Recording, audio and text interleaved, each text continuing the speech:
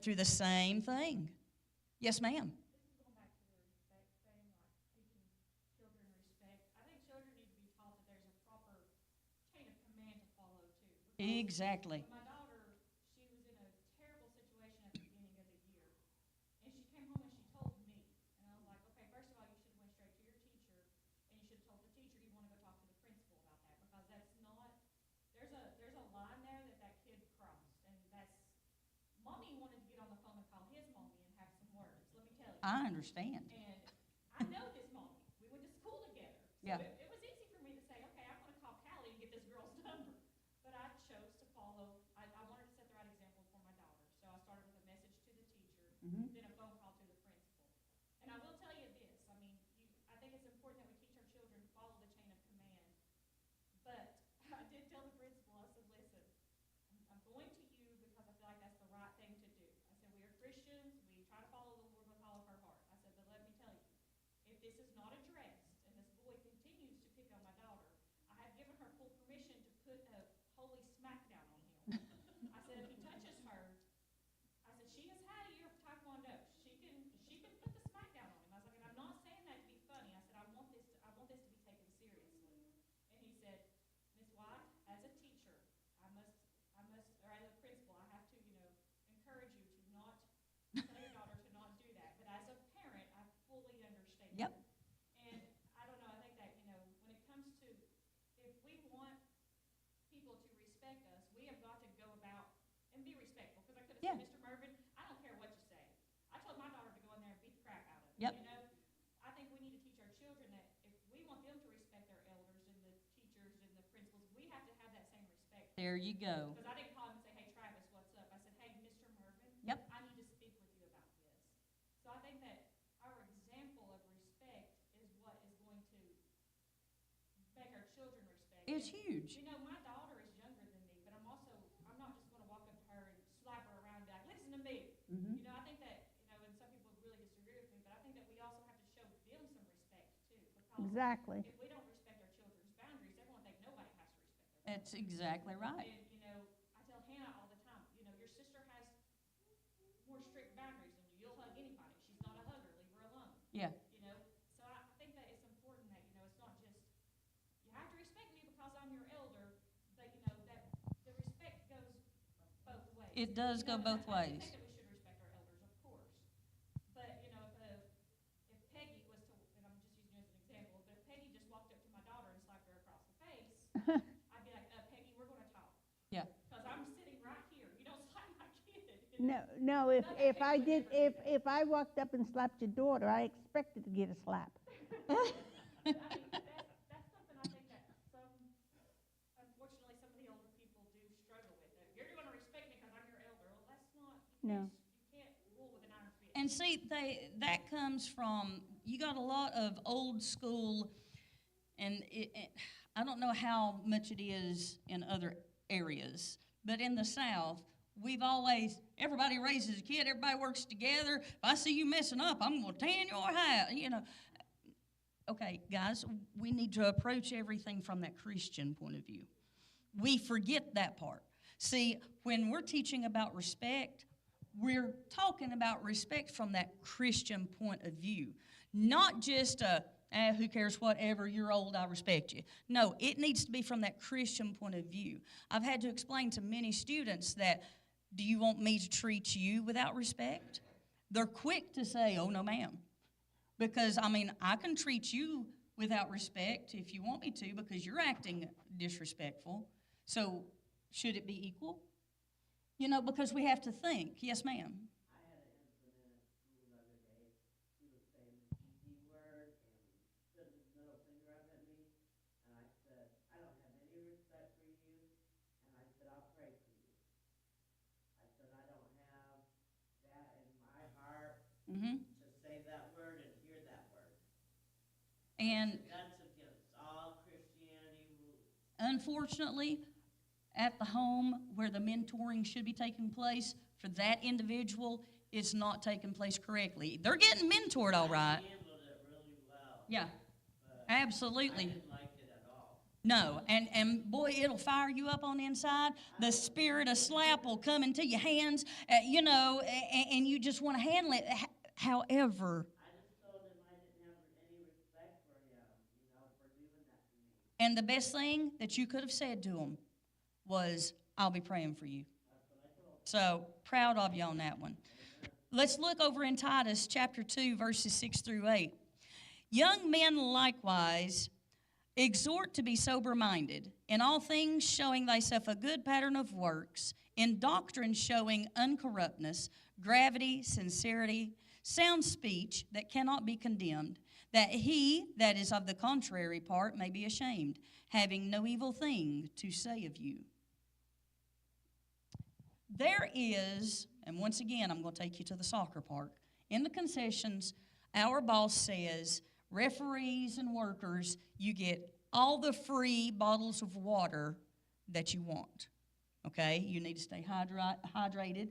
You need that. It's hot outside. Nowhere in that does it say, and take a Snickers every once in a while, or a bag of popcorn, or have them make you a hot dog. He doesn't say that. I have some younger individuals who will come into the because it's all attached in the same building, the room where they have to go in to get their supplies, the concession stand, and they'll come through and come into the concession stand like they're going to come take something. In particular, we have little miniature Slim Jims. They're like 50 cents. Hey, I'm just going to grab one of these. They're just little. And I look at them and I'm like, no. Do you have a bottle of water? And they'll be like, yeah, I got water. I'm like, that's what boss says you can have. Oh, they ain't going to notice one simple little Slim Jim. They cost nearly nothing. And I look at them and I'm like, when you hand me 50 cents, I will hand you a little Slim Jim. Because that's what boss says. I said, now, after you work all night long, if he tells me to give you something else, I give you something else. The problem is when I'm not the one in there. The other person that works it is a cute little teenage girl. Timid. And guess what they do? They'll swarm her in a heartbeat. They'll walk right over the They top will of her. distract her. They won't listen to her, all the kinds of things like this. And she has told me, well, that one right there, he doesn't listen to anything. I said, he'll listen tonight. Sure enough, here a couple of them came. And they're like, I don't want water. I want a Gatorade. And I'm like, sorry. Hand them a bottle of water. There you go. If you need more water, I'll be here all night. And it has gotten to the point to where I had to look at them because there was an entire group standing there wanting to come through and help themselves. And I'm like, get out of the concession stand. Tell me what you need. I will bring it to you. Do not come back in here. And if need be, I can lock them out. I haven't yet, but I can. And I'll tell them, if y'all keep on, the doors will be locked. Do you really want that? No. And I try to tell it to them in that kind of voice. All right? I don't think Timmy has seen and heard all of it, but he's been there for the majority of it to understand what I'm talking about. He can verify what I'm saying. But you have to do these things. You have to teach. You have to guide. You have to mentor. You have to do this stuff in love. When people come and they have absolutely no respect or they use certain bits of language that we really don't care for, they act certain ways. Okay, be a certain way around them so they can learn from you.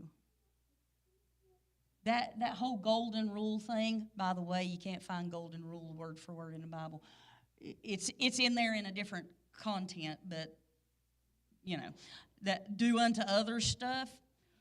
I act how I want them to act. Hopefully they'll pick up the hint.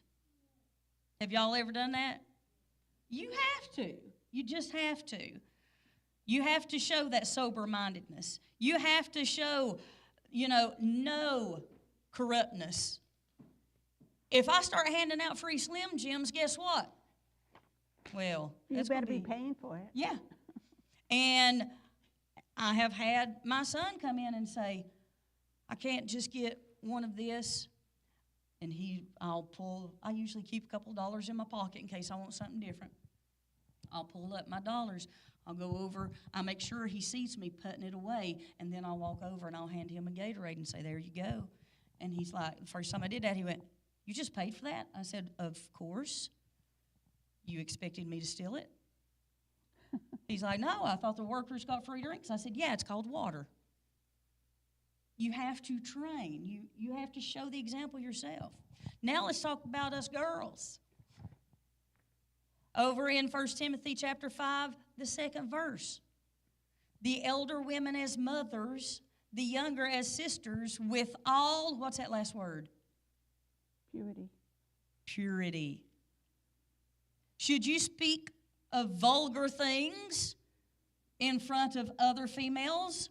Or personal things? Or personal things. The Bible teaches, there is a scripture, you might know where this is located, somebody help me out, that things done in darkness, where should they stay? In the dark. They should stay in the darkness. But everything's going to be brought out into the light. I think that's either in Proverbs or Psalms. I'm not sure. You should not talk about, oh, here we go. And this is just stuff that I have heard, okay? Whether it be at work, whether it be, I've even heard it, sadly, at church before. Not today. But I've heard it at church. A group of women get together, they'll start talking about men. I've heard women even start talking about their own sex lives. And I'm thinking, are you kidding me? Will you please tell me what this 15-year-old girl needs to know about how many times you and your husband are together? You see, we are their examples. And we're supposed to do it with all purity. Aren't we supposed to do that? I don't want them knowing about anything personal of my husband. It's not their business. I don't want to share anything personal about myself. It's not their business. But now if I need advice, I could go to one person and say, listen, I look at you as a mother figure to me. Can we talk somewhere private? And we do have to do that one of these days. I'm a little afraid now. All right, so, but I mean, it happens. I've had, even though I started out a little bit younger as a pastor's wife, I have had older ladies come and talk with me, even about needing advice in very personal areas. But God will give you wisdom. And not only that, He'll give you the discernment. Mm-hmm. Now, there's certain people in this church, that young people, young girls, that I've wanted to pick up and shake and say, who dressed you this morning? You know, I mean, I've wanted to ask them, are you looking for a boyfriend? Or what are you doing here? Yeah. But that's not my place, because God's never put it on me to say, go over there and speak to her. So I go to Stelina, and I'll say, Stelina, I think you need to address this, Mm-hmm. because it's not my place. I First have- of all, I would not address it properly. I would say, no, I would not do it the way, because I never raised a daughter. I don't know how to respond to a girl. Well, even if you raise a daughter, I'll go ahead and tell you still wouldn't handle it correctly, because the way you handle your kid is, hey, you know you're not wearing that, get your hiney in there, change right now, and that better be in the trash can when I come back through, because I had to have a similar conversation with Hannah this morning. That's not appropriate, you're not wearing that to church. But Mom, so, you know, and if you handle somebody at church like that, well, then you just ran somebody off. So Yeah. But that shows a perfect example of the difference between knowledge and wisdom. You have the knowledge that she shouldn't be dressed like this, and the wisdom to know who should handle it. You know Yeah. what I mean? Yeah, And because that's I know what it's they not me. But that's why God gives you people in different roles within the church. And I have had people approach me before saying, have you seen so-and-so? Yeah, well, I've seen her, and I've seen a lot of her, and I don't want to see all of that. And it gets the point across, and I'm like, all right, I'll talk to them. I have talked to people about too low cut, too high cut, you know, too tight, too thin. You pick it. I've had to talk to them about it. I've, as weird as it sounds, I've had to even talk to young men about we don't like the whole cut off, letting it show all the way through and things like that. You don't need to do things like that. This is the house of God. Are we not giving our best? Doesn't He deserve it? you know, and once again, I now have a son. He loves cut-off shirts. And when I say cut off, I mean cutting the sleeves off to go work out in. And he came in, I believe it was on a Wednesday night. I said, "You ready to go to church?" He said, "Yeah, I'm ready." He had on a pair of shorts and this cut-off shirt. I said, "Well, where's your shirt?" And he said, "I got it on." And I said, No, you've got that shirt on. Where's the shirt you're wearing to church?" He's like, "I'll go get one." And he immediately went. You have to train. You do so in love. A lot of people let a lot of things go. It's not for me to let a lot of things go. For myself and my household is what I'm meaning. And yeah, I do have higher expectations. I had a young man, this has been several years ago. Young man got so mad at me that he wanted to quit church. He actually was yelling at me in anger because I had talked to some young ladies about how they were dressing to work with children because it was just not acceptable. And I had to teach them better. They went and told him he was their friend. And he came and he jumped my case for it. So people all have different viewpoints, but when it comes down to it, that's why we have leaders. That's why we have elders. That's why we have people in different roles within a church, is to try to help. But the main thing we've got to remember, all things that we're helping in, mentoring in, teaching, training, all this good stuff, it all has one major focus, and that is to be more like Jesus. To honor him. Okay? We need to be more like Jesus. Women as mothers, I love my daughter. I love her. I would do anything in this world for her. So if I treat you like you're my daughter, then guess how I'm going to treat you? With a whole lot of love. The younger, as sisters, I love my sister. Now, do we sometimes have words that are maybe a little bit louder than what I would with a mother? Yeah, that's my sister. But it never stops us from loving. And that main thing, with all what? Purity. Look with me at 1 Timothy 5, 3, and 4. Oh, our church does this one so well. I love this one. Honor widows that are widows indeed, but if any widow have children or nephews, let them learn first to show piety at home and to requite their parents, for that is good and acceptable before God. I apologize. I want to go on to Titus because we're going to get into the home a little bit more and what it means to really be in need.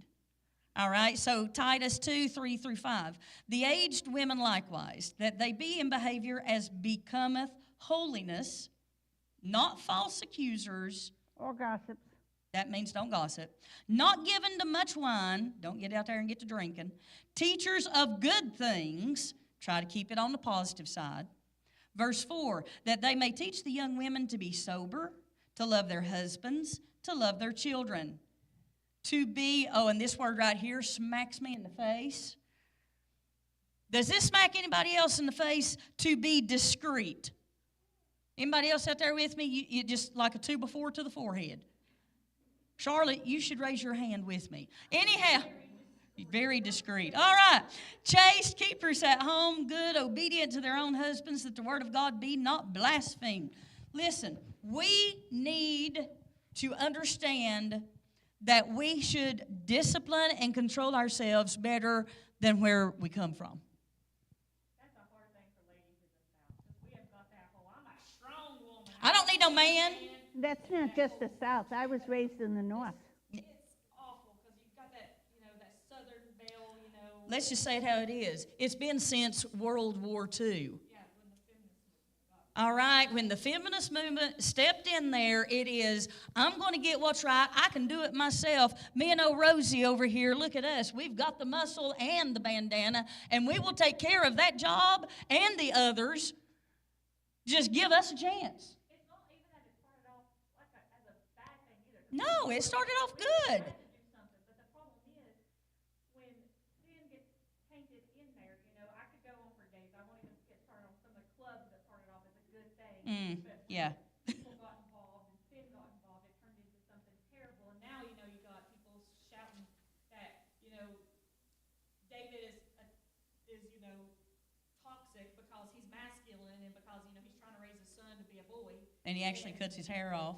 Yeah, I just, there's so many, like I said, I could go on Yeah. too long about this one, but, you know, I think it's, and this sounds so sexist to say almost, but I think it's important that women do learn their place. Yeah. And it's not, I should not be trying to lift myself up above David. He's the head of the household. There is a spiritual setup that God has for our households. And I came from that same kind of house, all right? I can take care of it myself. I will change the flat tire. I will buy the car, fix the car, drive the car, and if I need to, I can make money with the car, all right? And that's just how I was raised that way. That's how society raises women. You don't even need to call yourself a woman, honey. Let's go with non-binary. Non-binary, that is a computer term. Unless you come with a keyboard, don't come and talk to me about non-binary. All right? Because if I start punching in what I think that you are, you might not want to hear that. Anyway, let's understand society has gotten into it little by little. They got into the whole, a woman can do it all and take care of it all. And then there have been situations that the woman did have to take care of it all. Exactly. So, yes, God made us strong enough to take it. We can bring home the bacon, fry it up in the pan, eat it, get the heartburn, make the Tums. We can do it all. God made us where we could. We can do it all at the same time. We are multitaskers. It's very lonely. It is very lonely because God did not make us to be alone. It's God very created us. I don't know. Loneliness is the word. Isolated is the word. Isolated is a better description. God didn't make us to constantly stay alone. He made us, if you get studying over in the Old Testament, we're supposed to, I believe that word was multiply. Aren't we supposed to replenish the earth? I mean, know what God is teaching. Get and study the Word. But so many people, that doesn't fit my need. I want what I want. The problem with both super feminist and super masculine is just the hoarding of one ability over another. Yeah. It's just, if you just use it as God's design, as complementary to each other, and work as a unit, it's a beautiful thing. Yeah, it is beautiful. And my thing is, like Charlotte, I could go for hours. I'm going to have to cut it right there on me because we just got to go on. I wanted to make sure that we pointed out. This. Is that the one for? Yes. This last section of Titus 2, 11 through 15. Now, this is talking about how we help. All right? We are peculiar. We are a different group of people. I'm proud to be different.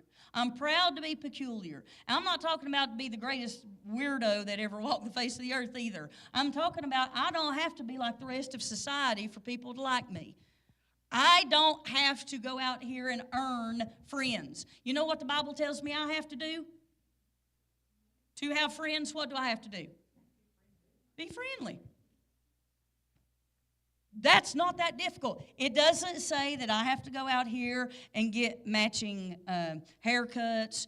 I don't have to paint myself blue. I don't have to have the best car that there is. All I have to do is be friendly to have friends. And you know what? When people see that you're friendly, don't they naturally come to you?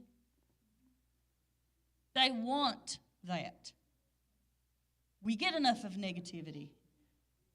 We get enough of the bad. But when a person comes to our church, and this is the part I want to say before we close out, I want you to understand how your church works on helping people.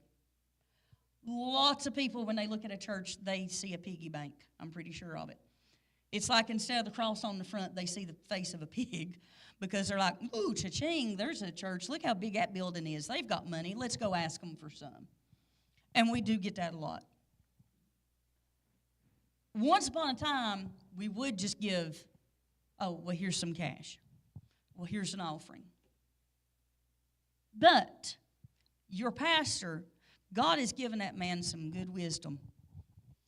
And the wisdom is we don't just hand out money. Now we will look and say, well, what's the need? Oh, I need $50. For what? My water bill's due. Well, who is your water bill through? And then usually I get on the old horn, or I do some way. I'll show up at the water department. We go pay the bill. We don't just hand out $50. You see, if we just hand out $50, that $50 might turn into anything for that person. They might go waste it all on scratchers. Oh, I could turn this 50 into 5,000. Oh, my goodness. I knew a couple in our church back in Rhode Island. They were in such financial strait, and we were helping them, Joe and I, and they decided to take their whole check and buy lottery tickets because they went to the casino and they put it in some kind of a game or something, and they lost it all. Then she came back and said, I don't have any money at all for Now I have nothing for groceries. my rent. Oh, rent. And I said, well, what happened to the other half? Oh, well, we went to the casino. We were going to double it. I said, oh, so whose pocket did you double it in? Yeah. Because It they sure wasn't didn't double yours. it their own. Yeah. And Yeah. see, as a church, we can't just throw money away. No, that's when God taught me that you have to be wiser than Very diligent. and wise. Should we help? Yes. Absolutely. But do we need to watch how? Absolutely. So I think that's something that has really struck me kind of hard. When you're going down there, and I'm not picking on anybody for panhandling. I mean, sometimes, people get in dire straits, they need help. And, you should pray. And if God lays it on your heart to donate money to somebody on the side of the road, do it. Mm-hmm. But I have actually learned that, there's a care center in Greenville. If you want to help out, donate your money there. That's Because exactly she's right. getting people, this last month, she put 2 people in a home, got them started on a job. Yep. She's making a difference. And She's making a huge difference. That was the care center, in case y'all didn't hear that. They're located in Greenville. It is a wonderful situation. If you are homeless, they literally, if you walk into their little building they have there, they have showers available, they have supplies available, they have food all day long. So if you won't have to go hungry if you go in there. If you are serious about wanting to get a job and do better, she is working with people, putting them in a home that they have rented. The care center is rented. They have up to 5 people in a home, and they're getting them jobs, and then they help them find their own apartment after they work the job enough to get that money set. It's an awesome organization. I'm glad you brought them up. Yeah. To that, I do also believe they run a thrift store too. They to do. Make extra income if you just want to go buy some clothes. Yeah, and it's a wonderful thing. I'm going to let you close up on this. I'm going to hand this out. So Titus 2:11 through 15, for the grace of God that bringeth salvation hath appeared to all men, teaching us that denying ungodliness and worldly lust, we should live soberly, righteously, and godly in this present world, looking for that blessed hope and the glorious appearing of the great God and our Savior Jesus Christ, who gave himself for us, that he might redeem us from all iniquity, purify us himself, a peculiar people, zealous of good works. These things seek, exhort, and rebuke with all authority. Let no man despise thee. That's what that's where we're supposed to be heading towards honoring God, honoring what Jesus did for us on that cross. So I thank you for being here. I thank you for listening, and I praise you. Praise the name of Jesus. I am so thankful that he came. He saved us. He delivered us from hell. I am so thankful. And, you know, if we show the love he showed us to others, we'd have a lot more people in this room. So thank you.